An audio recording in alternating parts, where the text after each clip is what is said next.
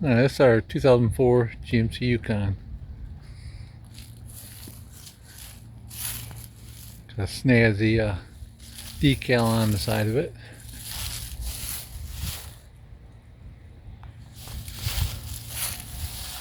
Thing's got 150,000 on her. It's a rust belt vehicle. Frame is excellent shape. Body's pretty decent. I just took it in to go get the oil change on it at Midas today. I remember last time I was in there, they said it could use shocks front and rear on it, which it did.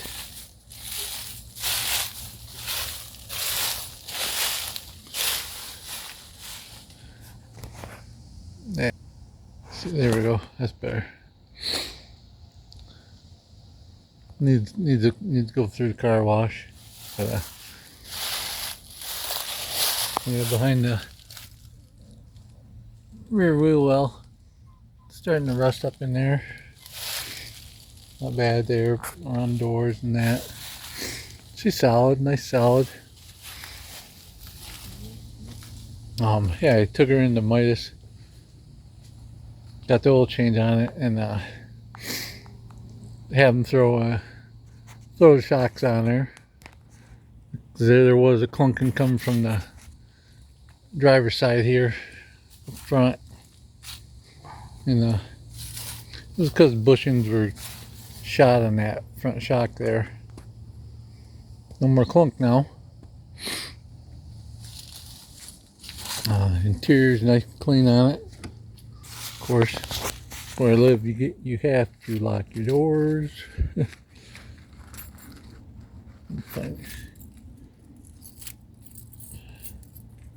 There. There.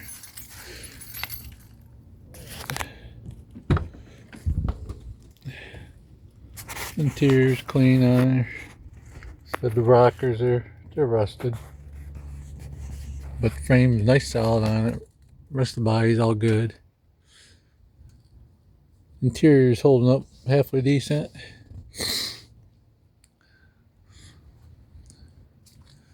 Runs good. I converted it all over to LEDs on the outside. Interior lights, probably would, if I feel like it, missing that little reflector off that. But, she's good. She looks pretty clean. Actually, it's kind of dirty inside right now, and that's not normal for me. But it's solid. Gets me where I need to go. It's all-wheel drive with option to use a 4-low. Has 4-low option. I heard people tell me this is not a very high option, going with the all-wheel drive that has the 4-low.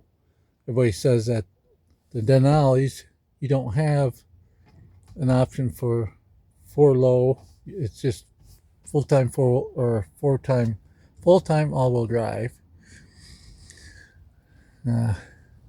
Tomorrow, get to take her in and have another differential put in the front end. This third differential that I'll be putting in it. And it's got G80 in the rear, so that definitely a plus. That'll help out for the off-roading I do. And I'm not too I'm not too impressed about the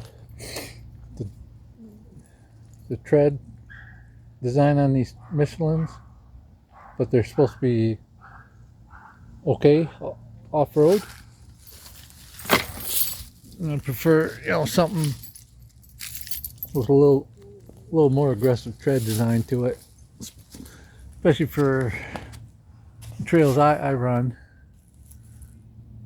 I was having trouble when I had to back up at night. I couldn't see very well at all. Well, the placement on the factory tail light, the reverse light is higher up, and they're frosted, so the light doesn't come out, doesn't project out as near as good as these clear ones do. I bought these off of eBay, or not eBay, I'm sorry, Amazon. I only paid $50 for them, so I ain't complaining. They set it off, make the vehicle look a little different from the rest. But yeah, if you're ever around Genesee County, Genesee County here in Michigan, you'll probably definitely be able to see me. I was a little depressed this year because I hunt and fish, and this year I didn't even take my boat out. Right now I got that full of junk and wood, leftover wood that I didn't use on when I redid my deck. Yeah, these, I don't care if people knows my license plates.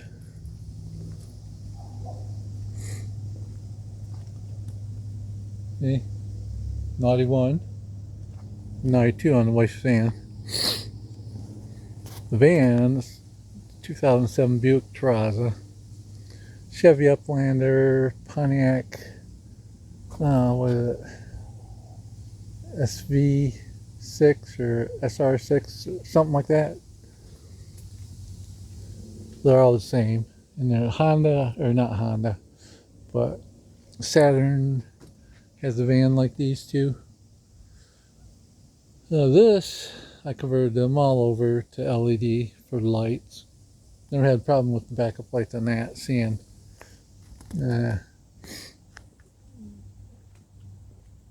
I know it's such a huge difference in going to LEDs in the headlights on these vehicles. The van, that thing, low beams, you never need high beams in that thing, because the way those project, they do pretty darn well. They're really bright. And these, I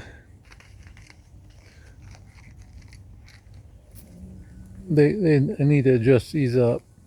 They're when I put these in there, I actually adjusted the lights down, so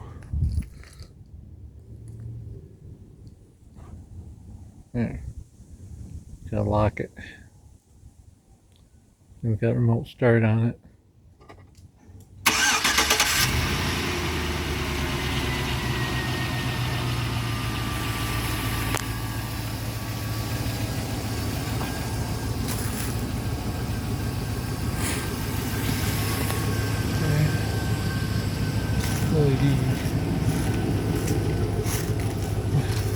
I'm not very good at doing this video stuff, especially narrating.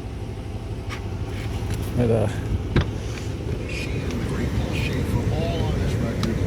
So far, so good. You can pre-order it now.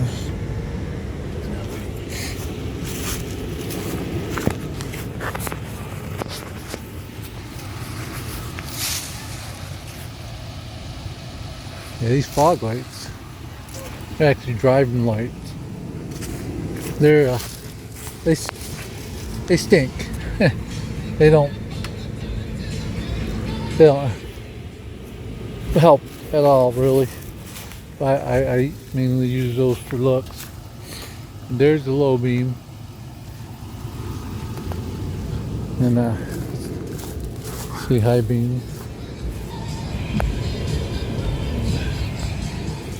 there's a modification you can do to where your high beam, low beam, and your driving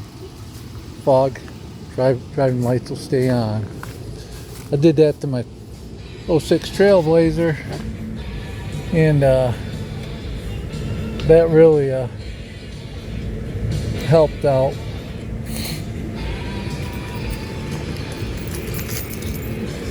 Getting older, so it's kind of hard seeing at night.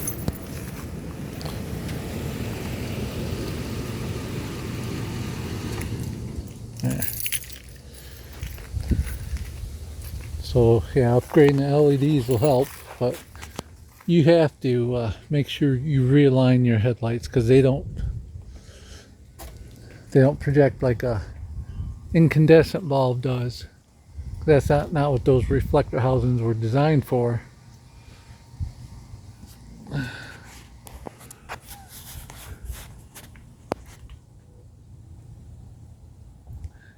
Yeah, I installed both, did all my vehicles to the LED conversions.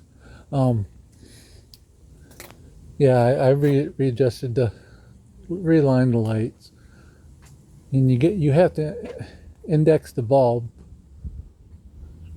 because if not, your beam will come out scattered, and it will really affect the oncoming traffic. So you need to index that bulb, make sure it's sitting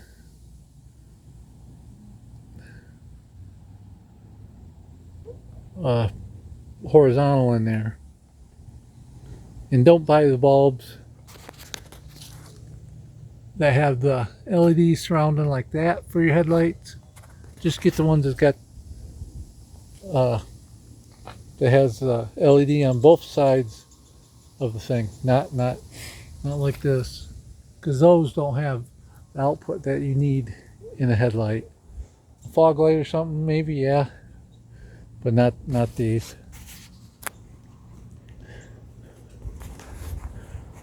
You know, these are pretty hazy, but they don't have no problem casting down the road. Well, yeah, like I'll get back to the hunting and fishing stuff. I normally, as soon as I bring the boat home back out of storage, I'll be out on lake every day or every few days or something. And this year I didn't even start the motor on it, on my boat, so, or buy a license. And the way the economy's going right now, I just didn't have the money to be able to go hunting this year, which stunk. Yeah, opening day of our gun season was on the 15th, and at least my cousin Jason, he was able to go. Of course, that boy's always out in the woods no matter what, or he's out on his charter boat. He got a real nice buck opening day. Proud of him. He's one of my younger cousins. But yeah, just wondering how this thing will do off-road. I had previous vehicle before this Yukon was a 2007 Ford Expedition. It was a EL, so it was the one size of the Suburbans. Had some Kumo AT51s on there, and those things real comparable to your BF Goodrich KO2s. And probably I was like $200 cheaper going with that Kumo versus going for the BF Goodrich. I was impressed with those tires. I had some guy hit me over on Miller Road, and the insurance company towed the vehicle out. So those tires, they weren't on that expedition very long. They had maybe 10,000 miles on them. So before the insurance company came to pick it up, I took it up to the tire place around the corner here and had them throw on some clapped out tires on it. And when I bought this thing, I didn't realize this had 17 on it and the Ford had 18s on it. And I was hoping to be able to put those Kumos on here, because I know how good they were off road. And I was bummed out. No, this had 17s. And yeah, really want to take it up north and get on them trails that I run up there. Some people say these actually, these are okay, but I don't know how they'll do in that mud though. All right, yeah, I'm just rambling like normal. That's all I am. But yeah, I'll upload this to YouTube and hopefully get some likes and views and maybe some comments this time on some of my stuff. All right, everybody have a good day. And today is actually November 17th, 2025. All right, hope life gets better for all of us. All right, bye.